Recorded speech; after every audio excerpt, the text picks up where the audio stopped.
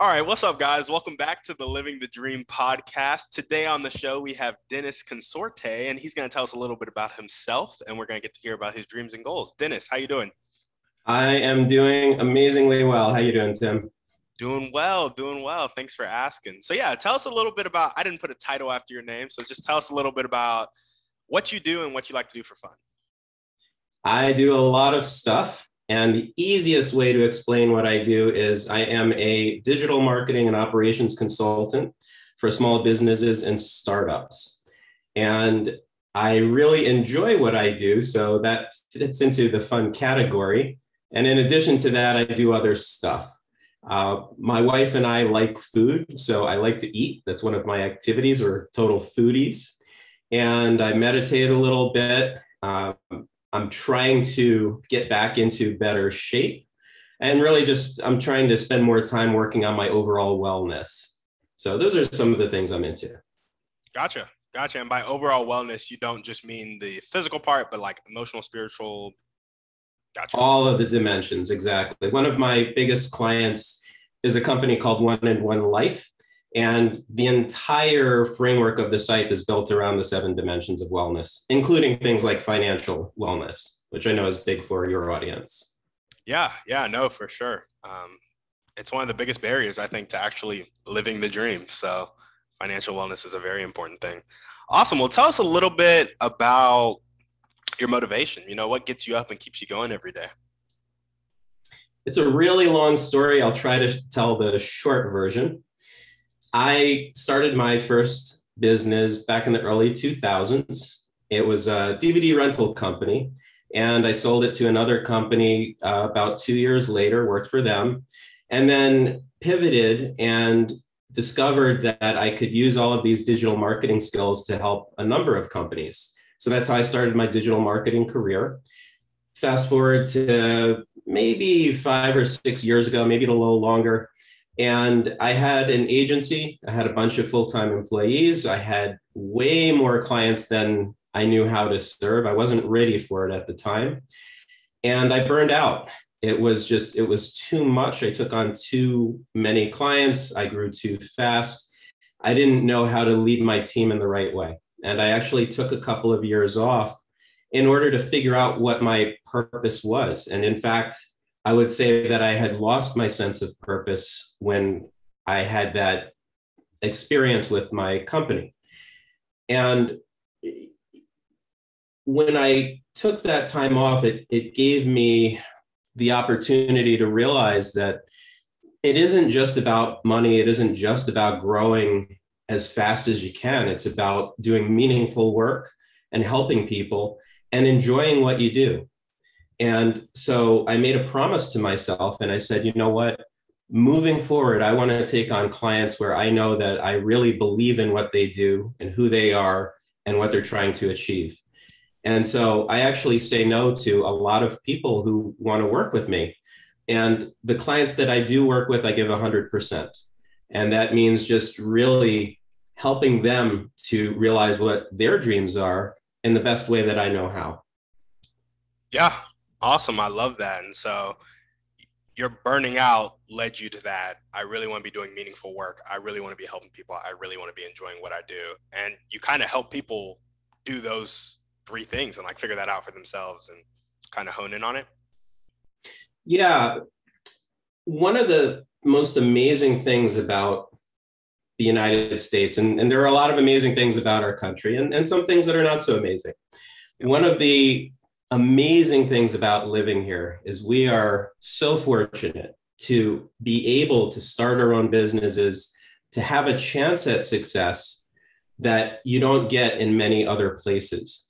And we don't all start at the same place. It's harder for some people than for others, but at least we have that opportunity.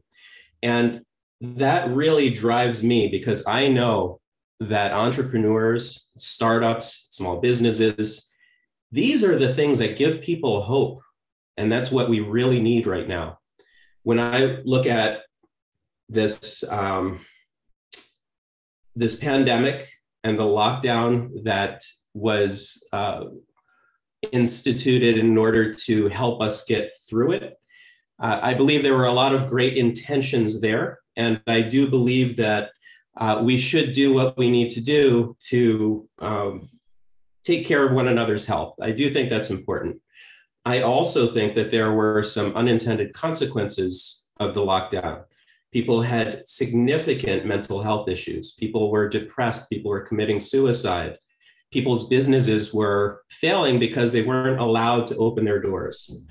And so being able to help small businesses and others in order to rejuvenate their dreams and open their doors back up and realize their full potential and employ people and provide services and products that people want and need, that is really meaningful work. And when we achieve it, when we do a really good job with that, we're giving other people hope, because they look at the companies that we work with and they say, wow, look at the amazing stuff they're doing. I can do that too. And that's what really drives me. Yeah. Yeah, no, absolutely. I love that. I love how at the root of it all, it's like that providing hope for people in especially dark times in the past year and a half, 2 years, you know? So that's very admirable. Thank you for doing what you do. I appreciate it. I couldn't do it by myself. My clients are doing the work too. I'm just helping them. I'm helping them to create that vision for everybody else. And that really matters. And I think that even though it sounds like that's at the forefront of what I do, it's also at the forefront of what other people do. When you get up and you go to work every day, that creates hope for other people. That inspires people. When you start a business, that inspires people. And if I can help you in some small way, that inspires me. Yeah, absolutely. And so do you keep that perspective in mind when you're hitting the rough parts of your job, or are there rough parts of your job that you need to like get motivated through? There are. And that's where I think that trying to lead a more balanced life makes it a little bit easier. I'm not perfect at that. I definitely do not sleep as much as I should. I definitely don't exercise as much as I'd like to. I do know that when I do more of those things, it helps me through the tougher times. And I'm a practicing Stoic. So one of the core principles that I believe in is to really just focus on what's in your control. There's a lot of stuff that's out of your control. You can't do a whole lot about it. You could be angry about it. You could be sad, but that's not going to necessarily change your situation. So I try to focus on those things that are within my control, because I know that if I put the work in, I can move the needle. I think that that's just a really practical perspective that people can try. Awesome. I have actually never heard, being a practicing Stoic, is it like a belief system, or is it like explain it to me? It's a philosophy. So most people, when they hear the word Stoic or Stoicism, they think about the modern definition, which is you have no emotions, you don't smile, you don't laugh, you don't cry, you don't do any of those things. That's not what I'm talking about. What I'm talking about is the philosophy of Stoicism that probably the most well-known Stoic would be Marcus Aurelius. And if you read some of his work, it actually ties into what would be CBT, cognitive behavioral therapy today. And again, it all goes to focusing on what's in your control and understanding that there are things that are out of your control. So that's how you can live a happy life. And you can still be an emotional Stoic. You can understand that different events and different ideas are going to make you feel different ways. They're going to make you happy, sad, angry, whatever. That's just being human.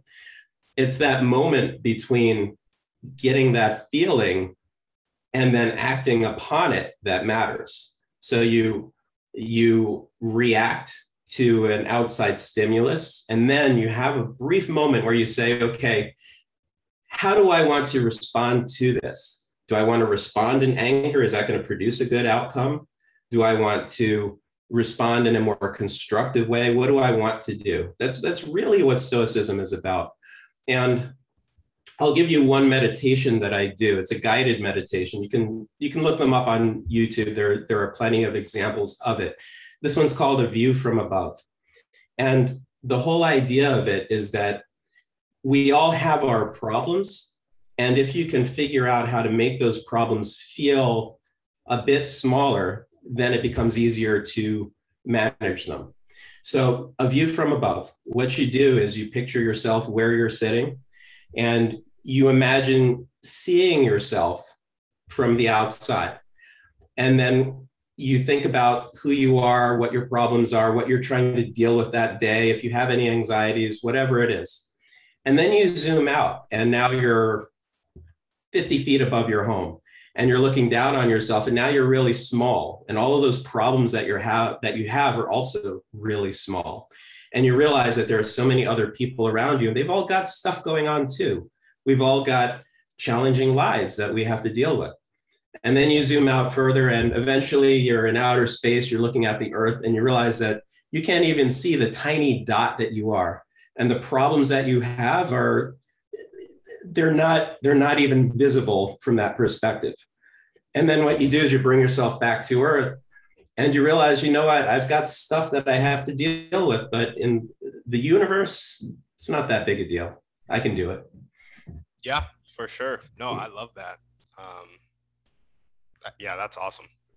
That perspective. Okay, well, thank you so much for sharing about Stoicism and educating me on it.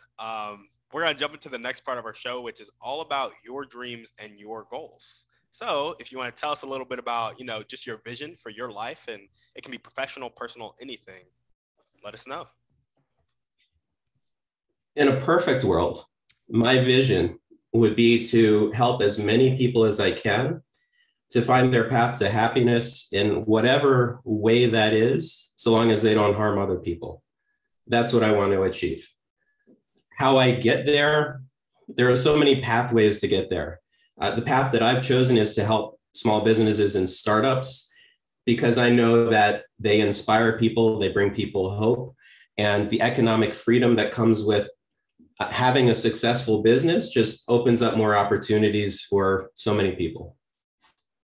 Yeah, absolutely. And so if that's the big vision, do you have goals that you're trying to hit that are kind of more like incremental, tangible in the next year, 2 years, 3 years?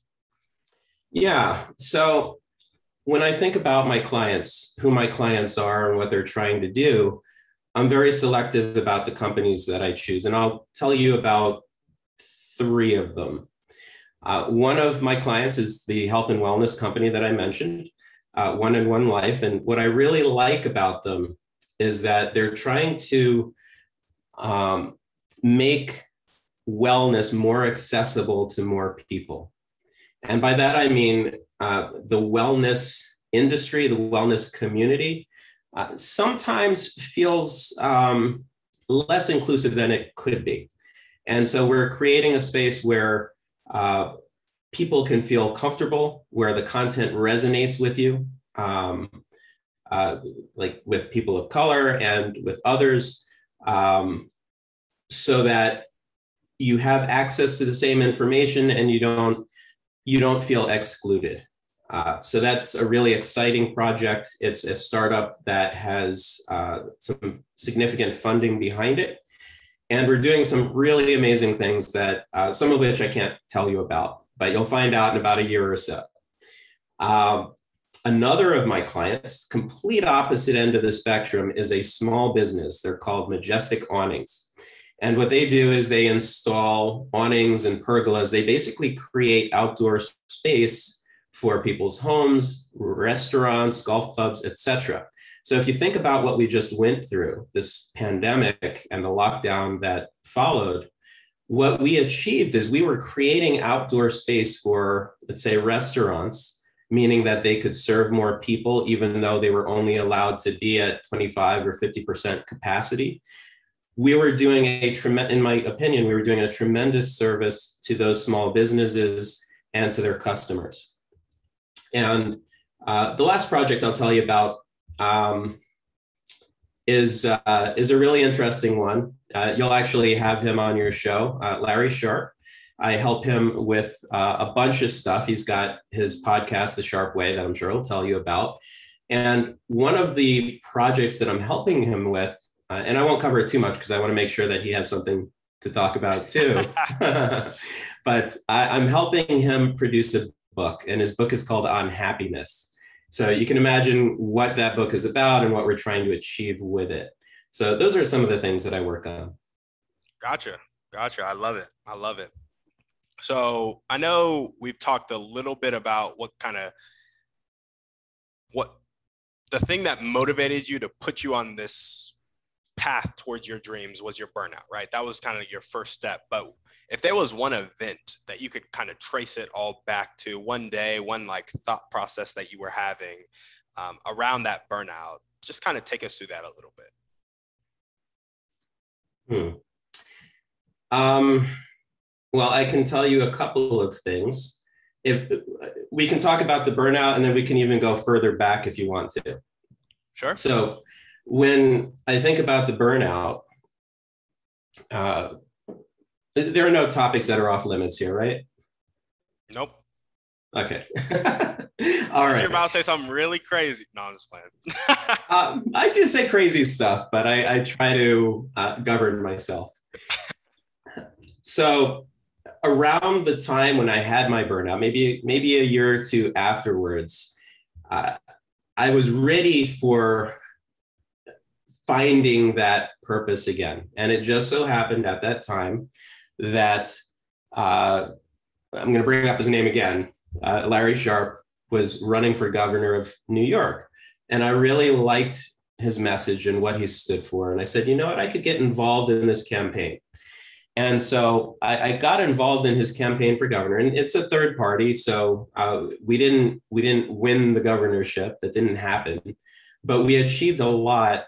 And part of what we achieved was we actually, myself included, we gave a lot of people that sense of purpose. They felt like they were part of a community. We were part of something bigger. We were trying to achieve something good for our state, for the people around us, for our families, all of that.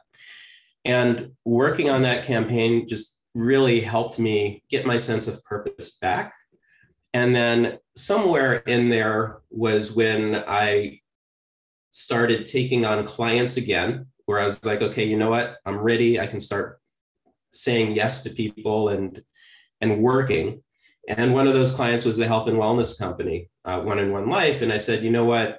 This is something that I can get into because I'm helping people. And in fact, I knew that I had mental health issues. I had gained a lot of weight. I had, you can imagine how an entrepreneur that goes through burnout, like the feelings of depression, all of those things. I went through all of that.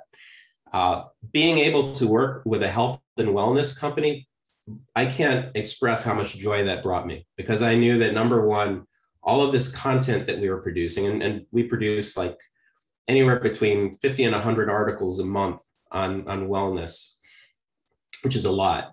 All of this content that we're producing, number one, I was working on it. So I was reading stuff that was inspiring me. I actually lost about 25 pounds since I started working with them. And number two, we were helping so many other people get through whatever it is they had to get through, whether it was a weight loss journey or mental health issues or any of that stuff. So I would say those two, call them clients, were really instrumental in helping me find myself again and helping me find my sense of purpose again.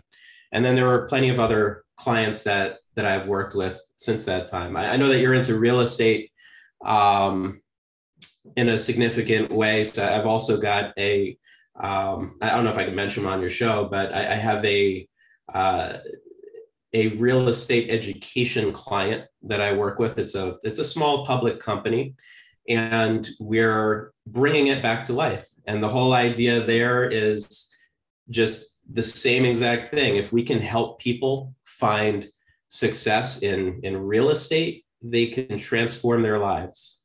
Yeah. So yeah, those are some of the things that I work on, Yeah, for and sure. some of the things uh, that helped me find that sense of purpose again.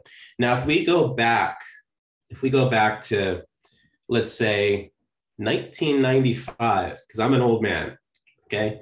Where in 1995, um, actually, let's go back before that, okay? 1992, graduated high school, okay? Like I said, I'm an old man.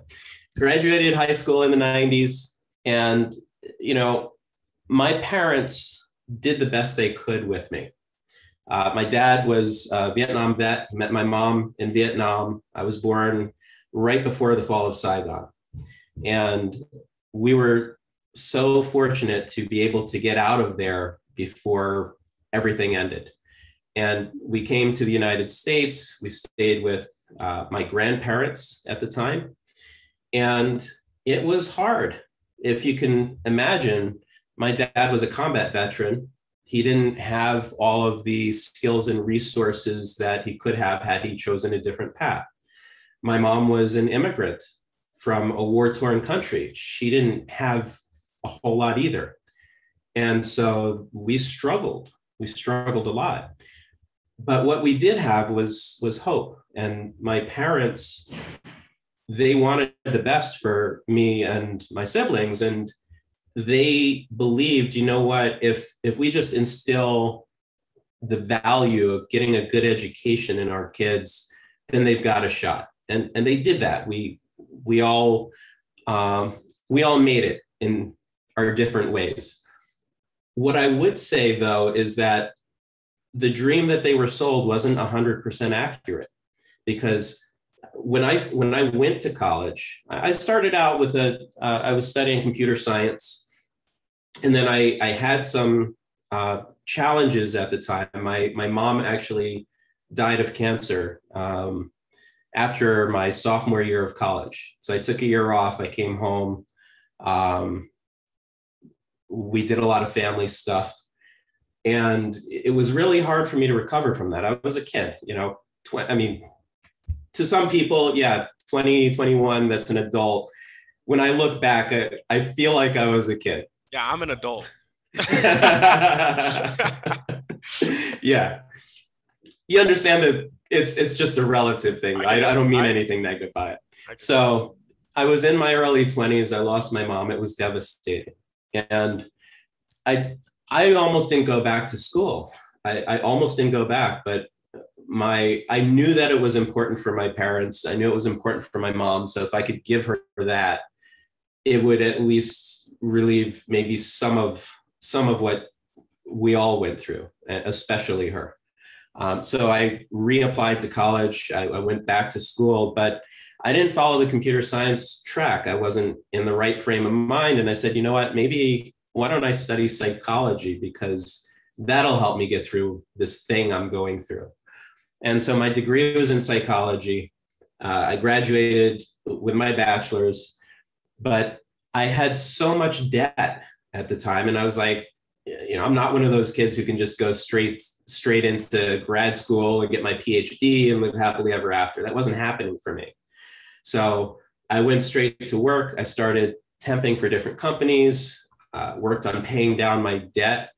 And I realized after a few years of that, like, this sucks, man. Like, this isn't what I want to do with my life.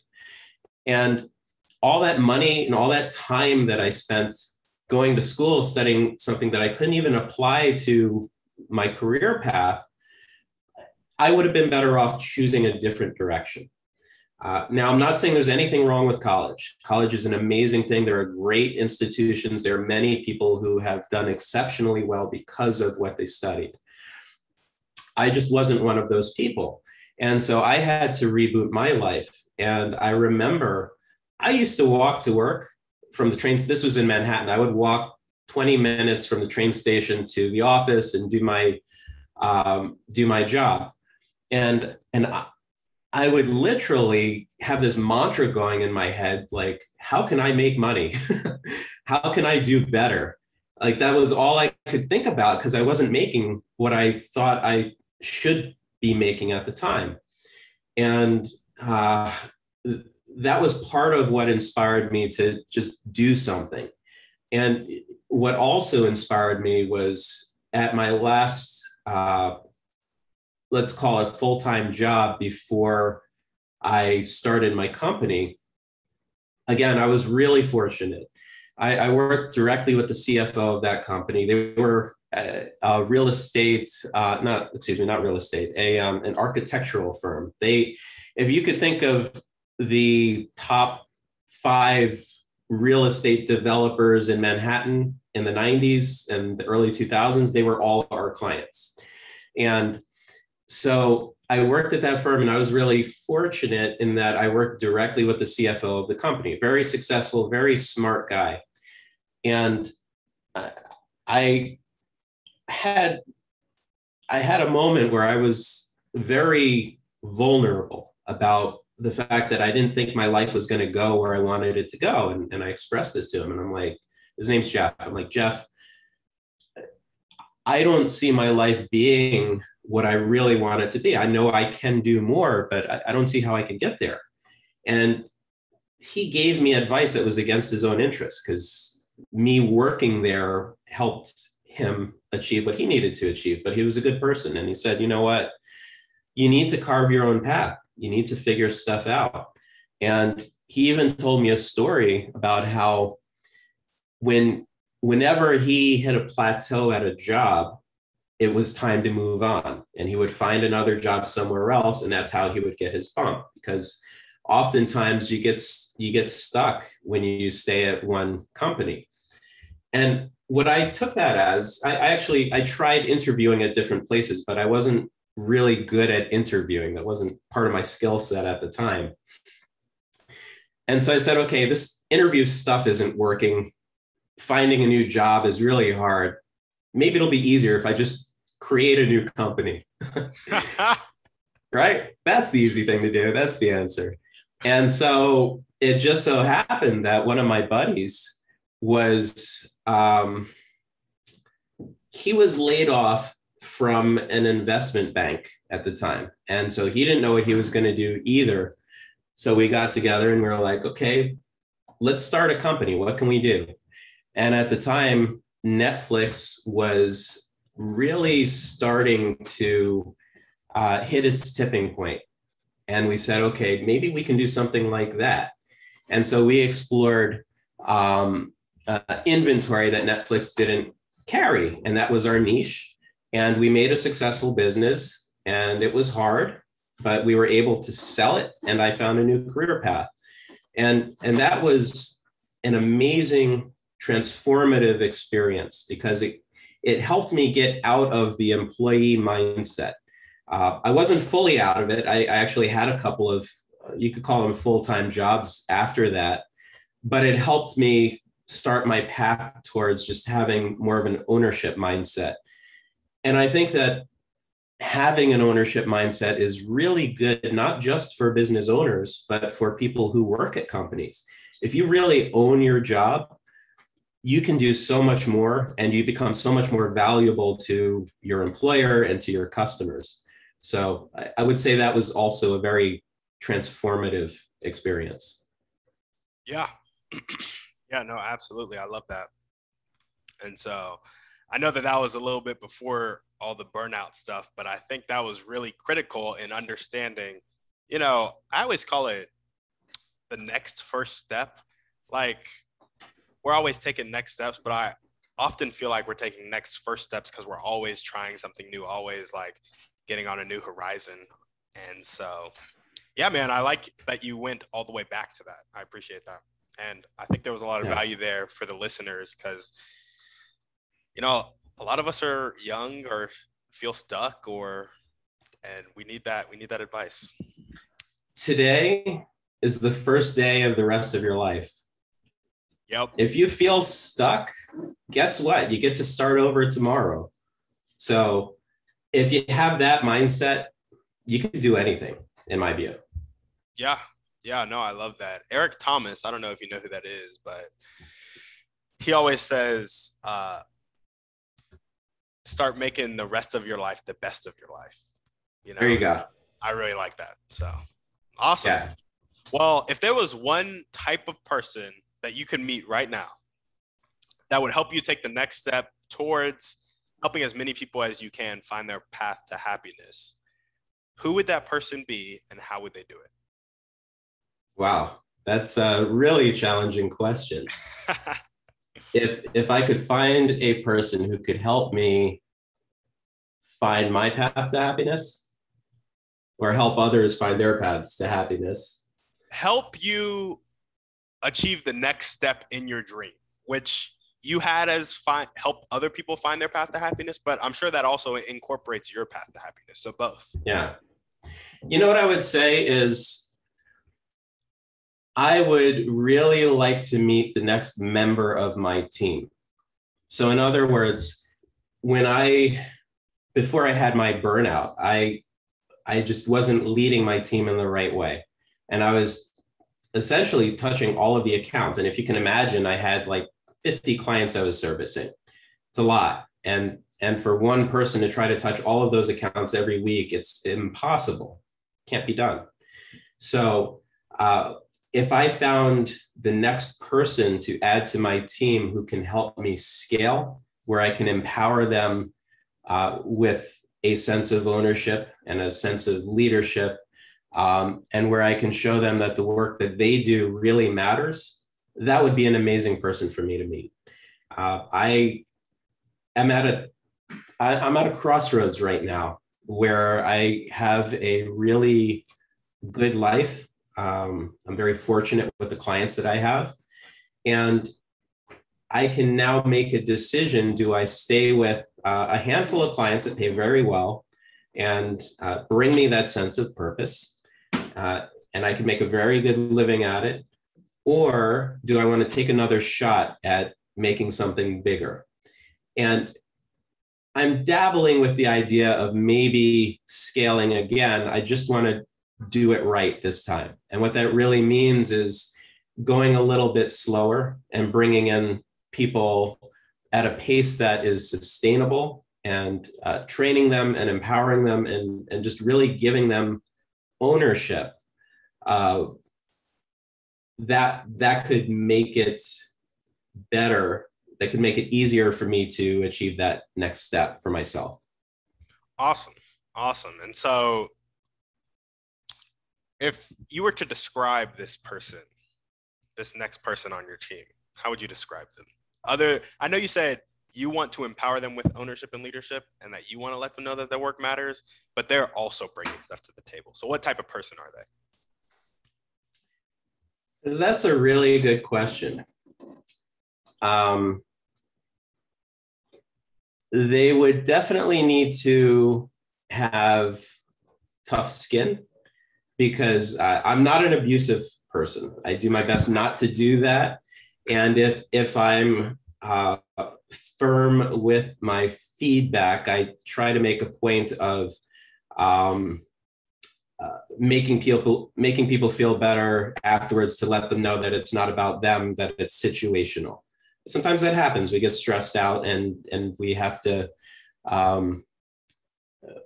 we just have to make amends if we express that in a way that's just not healthy. And then I got to go and I got to meditate some more and do all the Stoicism stuff. What I will say is that if I found a person who was really open-minded about the way that things get done, that would be amazing. So in other words, I'll give you an example. I just hired a project manager. She's leading several people on my team. And she's very good at understanding that we have to balance different clients and understanding that different members on the team work in different ways, and we have to work with each individual according to what works best for them. And so I would say that flexibility is probably a really good characteristic of this next person, meaning that she's very flexible in the sense that she knows how to work with me when when we bring new clients or when we have time-sensitive projects. And she knows how to communicate those needs to the team and to work with each individual so that they can be their best selves. I don't know if that fully answered your question, but maybe it brings us closer. Yeah, no, that's great. I love it. Awesome. So what is the most important one or two things that everyday people can do to help you take that next step in accomplishing your dream? That everyday people can do? Yep, just like the people listening to this podcast, your neighbors, the people at the like grocery store. All right. Well, the first thing you can do is connect with me on LinkedIn. I'm sure you'll have my name and my link on the podcast, Consorte, Dennis. Connect with me on LinkedIn. I'm very active on there. If you see that I post stuff that you find interesting, please engage with it, even if you disagree. I like having open communications with people. I like testing my ideas, and sometimes I'm wrong. So please do engage me on LinkedIn. And I would say, be your best self. So again, tomorrow is the beginning of the rest of your life. Do something that matters. Do something that when you end your day, you can say, you know what, I achieved something small today or something big, and you can feel good about that. If you move towards becoming your best self, that would make me super happy. Awesome. I love it. And so now we're going to move into our thriving three. And these are just three things that you do, how you take in information, how you care for yourself, which I think we already touched on a little bit, and action you're taking to execute. So the first question I have is, what's your favorite book, movie, or podcast? Pick one. Can I list 4 books really quickly? Go for it. All right. I'm going to list 2 books that are already published. The first one is 7 Habits of Highly Effective People. Great book. It's an oldie but goodie, and I've read it multiple times. Every once in a while, I go back to it when I know that I need to.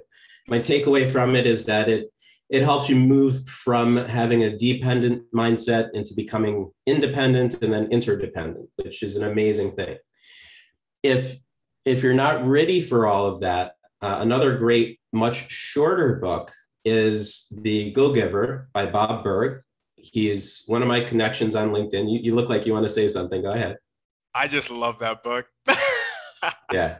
I just love it. It's actually, so part of my audience that I want to build is like an audience of super connectors that hear somebody's dreaming goal, wants to connect them to the person they need to meet to make things happen.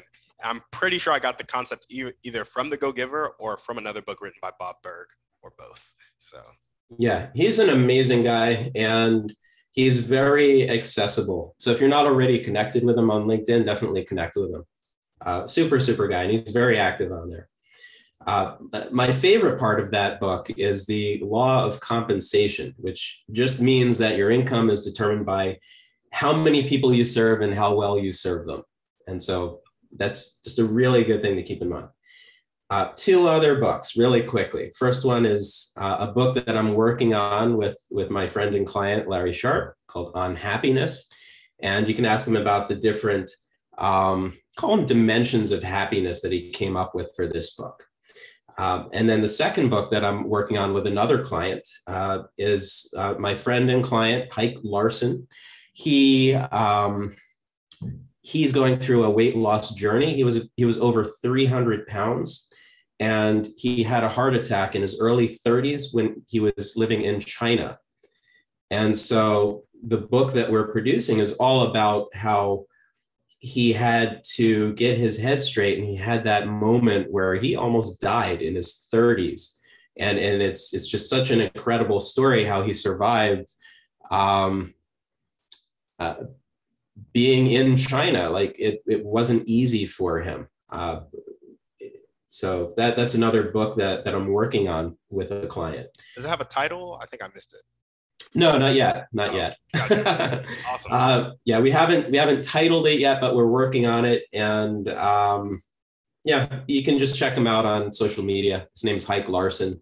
Everything's brand new, so you're not going to find much, but eventually there will be a title, and I'll be writing all about it. Love it. Love it. Okay, what's one way you like to care for yourself? I go for walks. I try to walk probably, let's say, 12-ish miles a week. I usually hit that target. I thought you were about to say a day. I was like, dang. No. It's funny. One of my friends runs marathons, and every day he's posting he's got one of those apps, and he posts his stats on Facebook. And I'm very happy for him, but I'm like, man, like, let me just walk, dude. Yep. So I go for walks, and sometimes I use them just for walking meditations, and other times I use them for meetings. So oftentimes, if I know I have a meeting that's not where I don't have to worry too much about, let's say, background noise, then I'll go for a walk, and I'll call somebody up or have a Zoom conference or something while I'm walking, so I can achieve multiple things. Awesome. I love it. And what is one action step you can take right now or continue to take right now to keep going towards your dream of making as many people live their happiest life? It's a really good question. I would say that I really just need to continue thinking about why the work I do matters. And one action step I'm actually taking tomorrow, about every quarter, I work with my team to figure out, and I do this for clients too, to figure out why we do what we do. So we go through our mission, vision, core values, all that stuff to figure out why we're here, so that the team feels a real sense of ownership. And I believe that these things should be flexible. What we think we're doing today may not be what we're doing tomorrow. So that's one action step that I'm taking. Awesome. Sounds good. I love it. Is there anything else you want to chat about before we sign off? No, I think this was great. Again, easiest way to find me is just connect with me on LinkedIn, Dennis Consorte. If you want to see some of my opinions out there, then just go to dennisconsorte.com. You can find some different TV interviews I've done and some magazine quotes and stuff like that. Awesome. Awesome. And if you were listening to this podcast and you liked what Dennis had to say, like he just said, make sure to connect with him. Also, if you know the next member of his team, send them his way and make that connection, and just make sure that we can help Dennis with his dreams. And you can do that by being your best self and helping those around you to be your best self. So the last thing we're going to ask you to do, like always, send this podcast to somebody who needs it, somebody who needs to hear Dennis's story and hear how he came out on the other side, because there's definitely somebody out there who does need to hear it. All right. Thank you guys for listening. Dennis, thank you for being on the show. We're out.